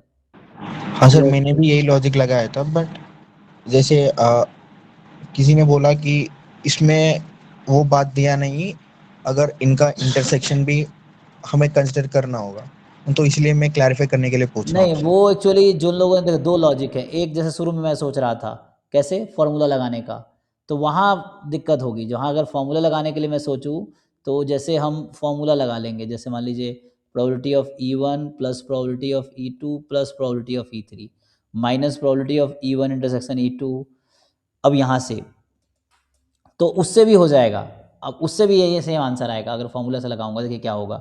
अब now I can find individual probability of A, जो मैं आपसे शुरू में पूछ रहा था कि what is individual probability of, अब आप वो भी निकाल सकते हो, बता पाओगे बताओ। देखो यहाँ से इक्वेशन नंबर 4 है ये, suppose this is equation number 4 जो लास्ट में आया ना, चलो कलर चेंज करता हूँ, this is equation number 4, equation number 4 में इक्वेशन नंबर 3 घटा दो, क्या मिलेगा, अल्फा सर ये plus, alpha plus beta minus gamma by 2। मिल जाएगा। तो इससे क्या आ हाँ जाएगा, sir, alpha plus beta minus gamma by 2, मुझे ए की इंडिविजुअल प्रोबेबिलिटी मिल गई, अब बी की इंडिविजुअल प्रोबेबिलिटी आ जाएगी, सी की भी इंडिविजुअल प्रोबेबिलिटी आ जाएगी, एंड इसके हेल्प से अब मैं फॉर्मूले से भी करूंगा तब भी यही आंसर मिलेगा। अब अगर क्रॉस चेक करना फिर कल दोबारा डिस्कस करते हैं, ठीक है। Okay sir. ये ट्राई करो फिर कल फिर डिस्कस करते हैं। और ये लास्ट क्वेश्चन इस पेपर का है कि W1 W3 IID Bernoulli P है, तो max of this into max of this into max of this, okay. तो कर लो सपोर्ट से 010101 है ना, उससे ही हो जाएगा, हाँ सर। सपोर्ट से हो जाएगा। तो ये हो गया पार्ट ए, ऐसे ही पार्ट बी जो था एक बार बस देख लेते हैं पलट के ऐसे ही। तो पार्ट ए ओवरऑल कुछ क्वेश्चन थोड़े अच्छे थे है ना, बाकी सब इजी थे, मतलब मैथ्स पोर्शन तो इजी था। हाँ लास्ट वाला इजी है। तो उसमें 3 4 5 क्वेश्चन लगा लो, 5 क्वेश्चन थे जो थोड़े एवरेज लेवल से ऊपर थे, डिफिकल्ट बोल सकते हो, बाकी 25 क्वेश्चन ईजी एवरेज ही था। तो हम पार्ट बी वाला देखते हैं इसमें, पार्ट बी। सीक्वेंस सीरीज से कम क्वेश्चन आए थे। हाँ, सो ये PSB है ना 26 वाला। तो इसमें जो है क्या क्या है देख लेते हैं जस्ट। पहला क्वेश्चन है कि एफ आर से आर डिफरेंशिएबल है इस तरीके से कि sup of F dash X mod is less than 1, fix S naught belongs to R, define the sequence S N. आपको ये रिकर्सिव सीक्वेंस डिफाइन कर दिया, तो ये फर्दर चलता रहेगा ना, जैसे अच्छा इसको फिर तो बुलाना पड़ेगा, ठीक है अभी छोड़ते, कल इसको डिस्कस, वैसे अगर पढ़ लेता हूँ कल डिस्कस करते हैं। रिकर्सिव है तो आपको यूनिफॉर्मली कंटिन्यूअस है वो, तो वो लिमिट फंक्शन के अंदर जाएगा, तो उसको प्रूव कर दिया तो हो गया फिर। सो ये फाइनाइट लिमिट है तो convergent. F N S not तक आ जाएगा ये, तो वैसा है N H. First derivative bounded है, सो यूनिफॉर्मली कंटिन्यूअस। तो ऐसे है ना। दूसरा पार्ट जैसे है कि ए बी दो मैट्रिक्स है, तो शो करो कि ये कभी आइडेंटिटी नहीं हो सकता। तो मतलब अगर आइडेंटिटी हो जाता तो एक दूसरे का इन्वर्स होता, है ना, ये चीज़ है। तो आइडेंटिटी है नहीं, दिखाना है, ओके। फिर suppose that x1 x2 xn Bernoulli है रैंडम वेरिएबल, जी थीटा आपके पास इस तरह से है, प्रॉपर्टी निकाला जा सकता है इजीली। तो find the close form expression of G theta, मतलब क्लोज फॉर्म तो सिंपलेस्ट फॉर्म में लाना है आपको, मतलब थीटा के टर्म्स में सिंप्लीफाई करना है। देन टी एक दे दिया आपको, एस्टिमेटर बोल सकते हो आप, तो expectation of T given this निकालना है। इन सब एस के लिए 1 बाई 1 निकाल लो, कैलकुलेशन है हो जाएगा। यूएमवी है वो तो। हाँ उससे है ना, तो यू हम उससे कर देंगे। फिर एस थीटा आपको दे रखा है, एक्स वाई ऑर्डर पेयर है, एक्स वाई पॉजिटिव है, x plus y less than equal to theta है। And right down the likelihood function, ठीक है, लाइक्लीहुड फंक्शन लिख देंगे। एम एल निकालो, बाई वेरिएट है, एम एल निकाल देना है। लाइफ टाइम आपको बैटरीज का दे रखा है, टेस्टिंग है, सिंपल वर्ड से सिंपल।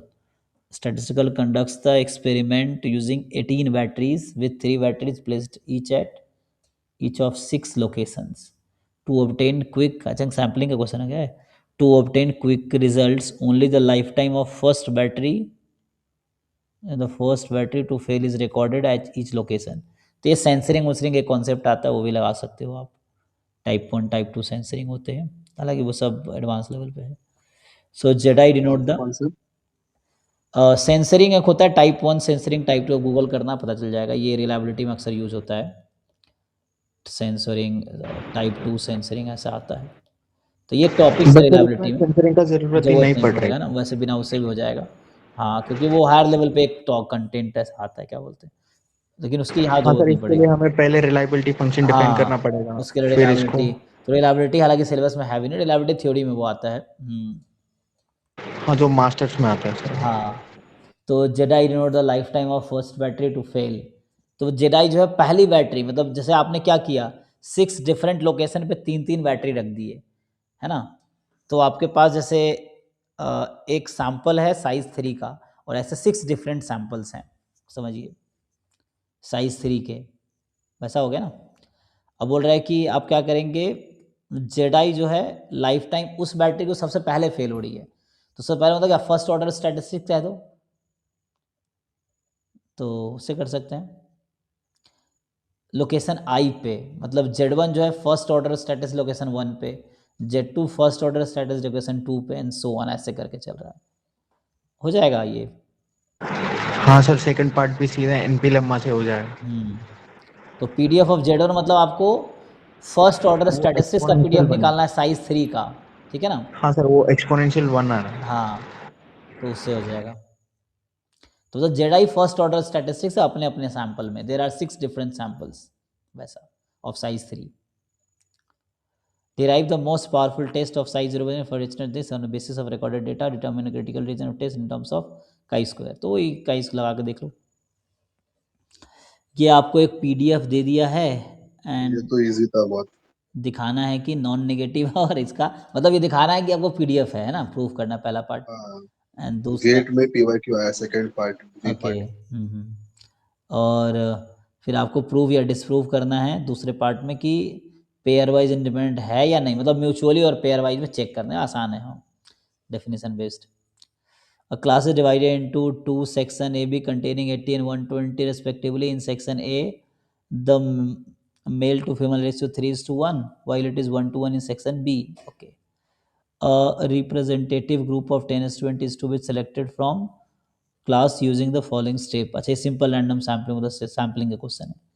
फर्स्ट सैम्पलिंग की प्रोबेबिलिटी का क्वेश्चन है ये. ये इसमें वो लगेगा सर, सीधा प्रोबेबिलिटी कॉम्बिनेशन से हो जाएगा. 4 केसेस बनेंगे, उनमें से हम कंसीडर करेंगे कौन सा केस फिट हो रहा है.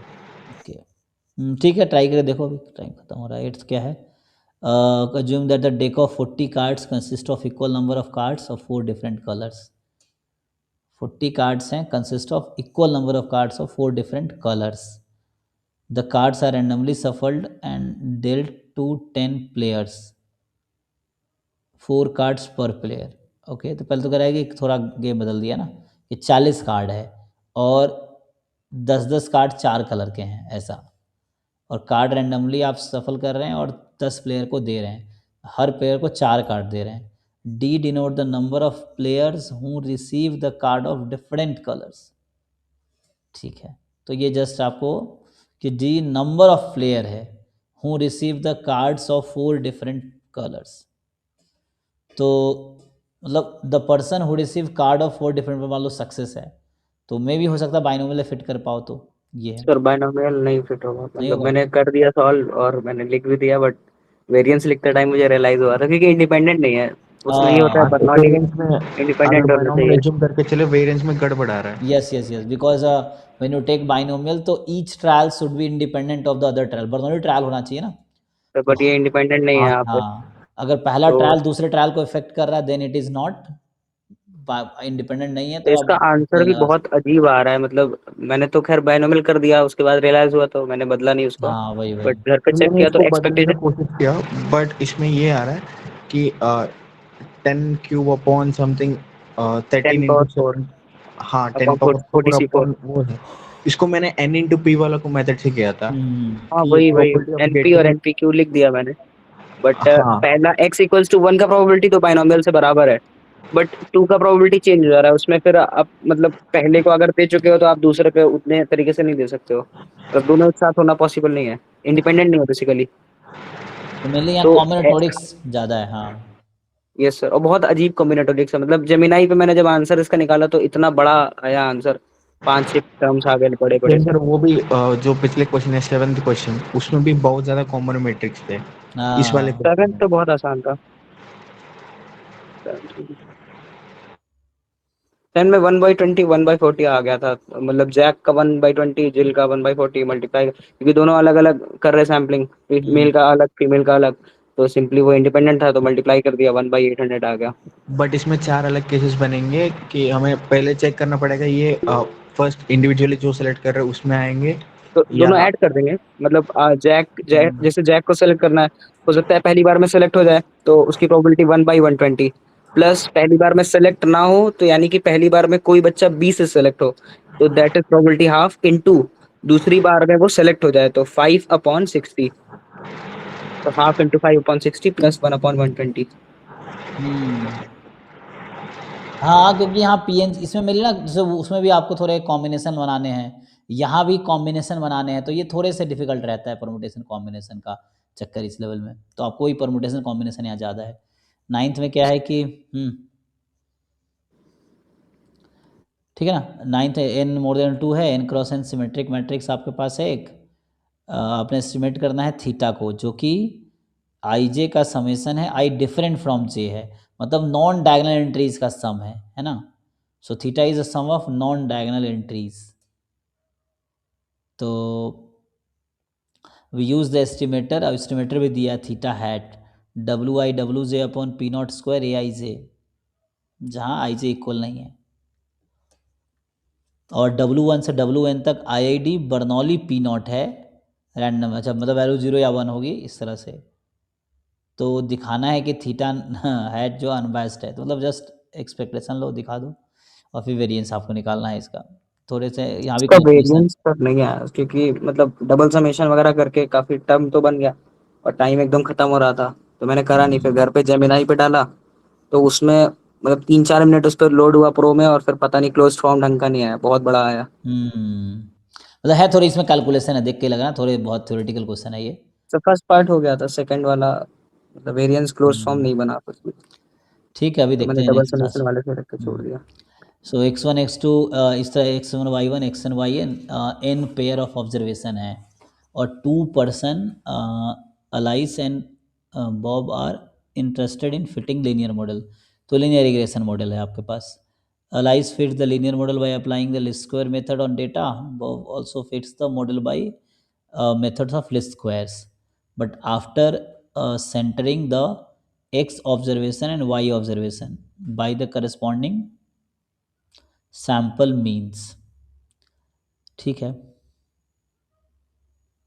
After centering X observation and Y observation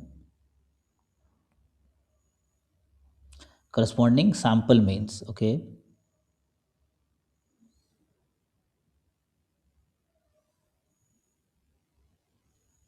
एक तो लिस्ट स्क्वायर से किया और दूसरे ने लिस्ट स्क्वायर से किया, लेकिन सेंटरिंग पहले किया X observation Y observation by corresponding sample means से। ओके, तो determine whether the estimated regression coefficient obtain by both are same. पहले आपको चेक करना है कि दोनों का जो है एस्टिमेटेड रिग्रेशन कोएफिशिएंट सेम आएगा क्या। Provide proper justification. फिर आपको बताना है would your answer in part A remain the same if in addition to the mean centering. तो आपको ये पढ़ना पड़ेगा, मीन सेंटरिंग टॉपिक है उसके अकॉर्डिंग। वो also scales the X observation and Y observation by the corresponding sample standard deviation. Okay,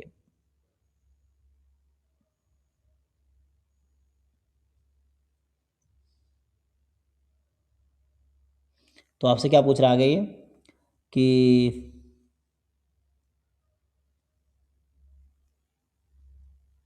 provide proper, मतलब ये दो अलग अलग आपके पास है ना। जैसे पहले उसने आफ्टर सेंटरिंग किया X and Y observation by corresponding sample mean. Sir इसमें ये पूछ रहा है कि हमें अगर रिग्रेशन कोएफिशिएंट पे change of scale and change of origin पे क्या इफेक्ट पड़ेगा, ये हमें शो करना होगा। कि ये कह रहा है कि जो एलिस है वो सीधा ओएलएस अप्लाई कर रहा है एंड बॉब ओएलएस अप्लाई कर रहे हैं after changing the scale. So A part में ये पूछ रहे दोनों को रिग्रेशन कोएफिशिएंट सेम आएगा कि नहीं, और हमें पता है कि regression coefficient is unaffected by the change of scale, और चेंज ऑफ ओरिजिन से वो इफेक्ट नहीं होगा। बी पार्ट में ये पूछ रहे चेंज ऑफ ओरिजिन के साथ स्केल भी करे तो क्या इफेक्ट आएगा। मतलब पहले आपने बस इसमें हाँ सर, तो इसमें क्या इफेक्ट पड़ेगा बी वाले में?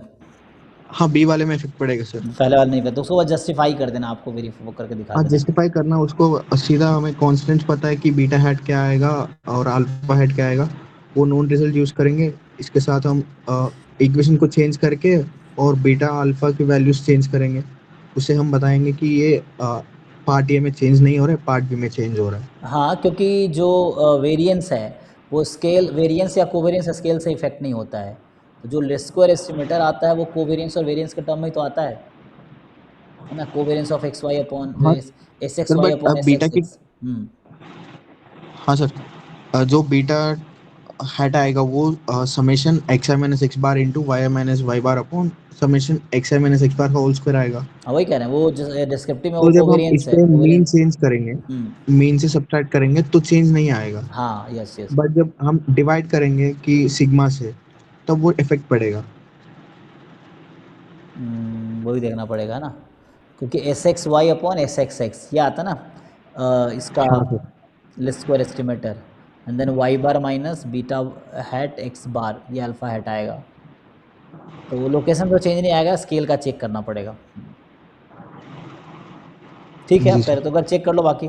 तो ये हो गया, मतलब 30 क्वेश्चन पीएसए में था, जो कि around more than 20 question easy थे। एंड ये 10 है तो इसमें थोड़े डिफिकल्टी आते, क्योंकि 10 क्वेश्चन ही है ना।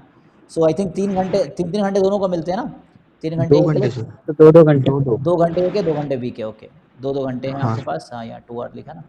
सो 2 आवर आफ्टरनून में तो था। जितने, हाँ मुश्किल से इसमें पार्ट बी में 3 4 क्वेश्चन कर पाया था सर। हाँ, क्योंकि आपके मतलब मुश्किल लिखना भी पड़ता है ना डिटेल में, तो आपके पास जी सर, मैं टोटल। खुद यहाँ पे मास्टर्स कर रहा हूँ, और जितने भी ये मास्टर्स करने वाले यहाँ पे डीयू से मास्टर्स कर रहे हैं हम किसी सबसे पूछा था मैंने, 15 लोग दिए थे डीयू से हम यहाँ पे, और किसी से भी 4 से ज़्यादा क्वेश्चन नहीं हो पाया बी पार्ट का, क्योंकि यहाँ पे लेंथी और बहुत है।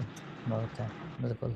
पार्ट मुझसे ए तो में भी बस वो वही आ रहा पहले है सर, दो सबका मैथ्स वाले 60 to क्वेश्चन हो गए 75 थे, इस रेंज में आ बाकी रहा तो है। कुछ क्वेश्चन भी नहीं हिल पाए, हवा ही नहीं लगी। हाँ हाँ, क्योंकि क्वेश्चन वैसे ही है ना, सब्जेक्टिव में तो वैसे ही है, पहले आपको ढंग से समझना है, फिर उसको ट्राई करना अच्छा, है। ये पहले दो वाले अच्छे हो गए थे, और हाँ, बाकी का वो म्यूचुअल इंडिपेंडेंस वाला। वो चीज़ें तो आपको उसमें ठीक से बस यही सर, पिछले बार से थोड़ा आसान आया था ये पार्ट बी, पिछली बार तो बहुत कॉन्सेप्चुअल था।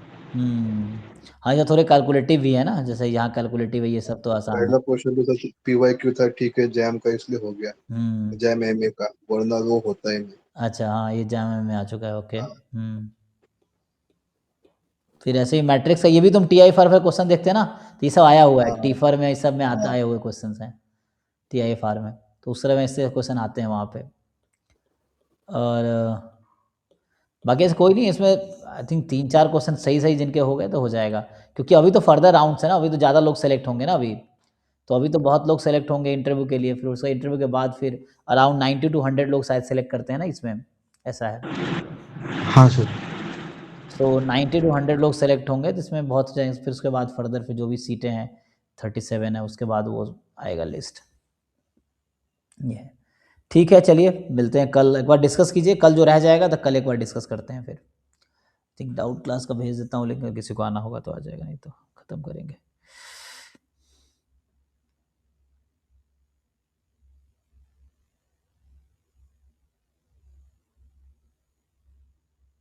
तो कट ऑफ पीएसबी के हिसाब से होते हैं, पीएसए के हिसाब से होते हैं? नहीं, दोनों का शायद कंबाइंड रहता है। 1 into नहीं, PSA plus 5 into PSA PSB। हाँ, ऐसा कुछ। पीएसए का स्कोर 1 से मल्टीप्लाई होता है, पीएसबी का 3 से मल्टीप्लाई होता इस है। बार नहीं, इस 3 बार से 5 है, से होगा इस बार सर, 5 से 5 होगा। से 5 होगा इस से। बार।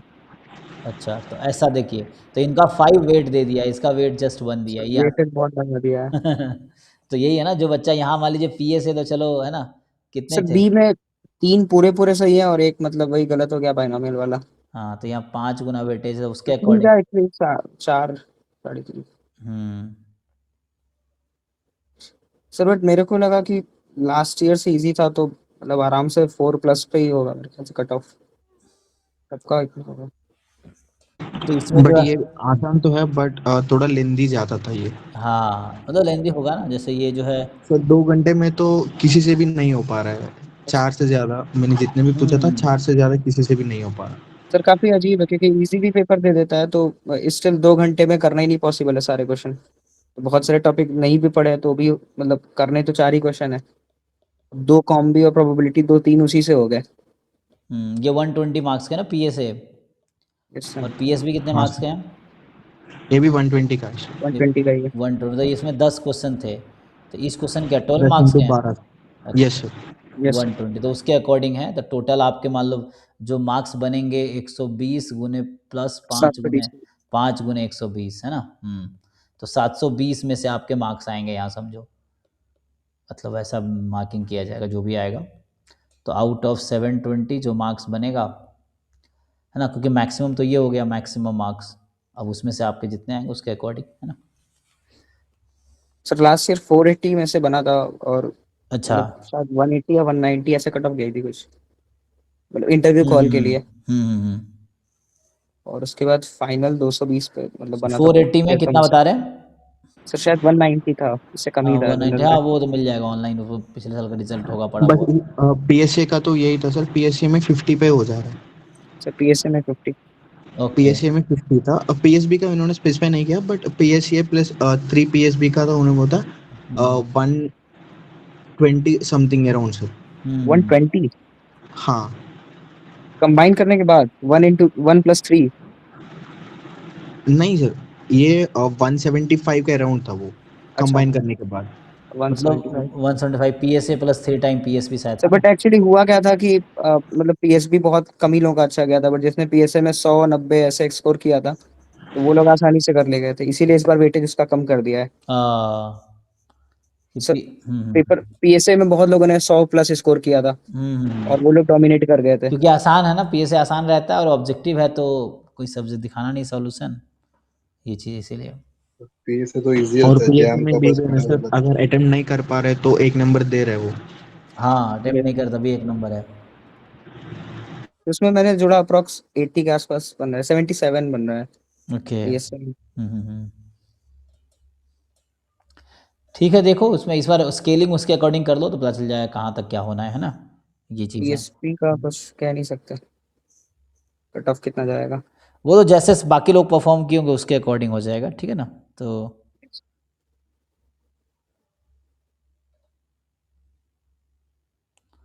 उसके अकॉर्डिंग आ जाएगा। सर जब ऐसे अभी यूजीसी नेट है, इसके लिए किस टाइप की पीवाईक्यू सॉल्व करना ज्यादा रिलेटेबल होगा? आप लोगों क्योंकि के लिए अभी आसान रहेगा, सेमेस्टर के चल रहे हैं सर। क्योंकि आप लोग ऑलरेडी मास्टर्स कर रहे हो अच्छी जगह से, और आपने प्रिपरेशन जैम का किया है, ISI का किया है, CUET का भी किया है, तो आप लोगों के लिए ये आसान रहेगा। तो even if you don't prepare तब भी आप अच्छा स्कोर करोगे कंपेयर टू वो लोग जो बिगिनर है, जो शुरू किए हैं। तो आपके लिए बस ये पेपर इसका CUET जैसा ही, क्योंकि इसमें बहुत ज़्यादा है ना, 150 क्वेश्चन करने हैं आपको 3 घंटे में, 180 ISS मिनट में। के ऑब्जेक्टिव पेपर्स का हेल्प हाँ करेंगे क्योंकि हाँ, इसका लेवल ठीक ही तो रहता है। लेवल जो रहेगा वो लो ही रहेगा, मतलब जैसे आप सोचते हैं 180 मिनट 150 क्वेश्चन करने हैं, तो वैसा क्वेश्चन होगा जो 10 मिनट में एक क्वेश्चन होंगे। और अगर आ भी गया मुश्किल क्वेश्चन तो क्या करना है, जितना बस आपको ये ट्राई करना अपना बेस्ट परफॉर्म करना है। तो बट एक्सपेक्टेड ये है कि पेपर का लेवल ईजी एप्टीट्यूड वाला रहेगा। डोमिनेट कर जाएगा, जिसका हाँ, एप्टीट्यूड अच्छा होगा। 50 एप्टीट्यूड हो गया और 100 आपके स्टैट्स के क्वेश्चन है। तो ये है, एप्टीट्यूड तो ईजी रहता है, आप सीयूईटी तोड़ना नहीं जैसा चाहिए। पेपर है। हाँ, सी बिल्कुल CUET जैसा, CUET लेवल का ही रहेगा, ये है। तो वैसे ही रहना था। डाउट क्लास का लिंक मैं भेज रहा था, 1 मिनट। तो सर अभी तो फिर CSIR से भी हम एडमिशन ले सकते हैं ना? हाँ, मतलब PhD आगे ना, दोनों ऑप्शन हाँ आपके सर। पास, CSIR नेट भी है, आपके पास गेट भी ऑप्शन है। अच्छा, इसको मैं उसको स्टॉप सेविंग वो कर देता हूँ, दूसरा वीडियो का। तो फिर डिस्कस करते हैं।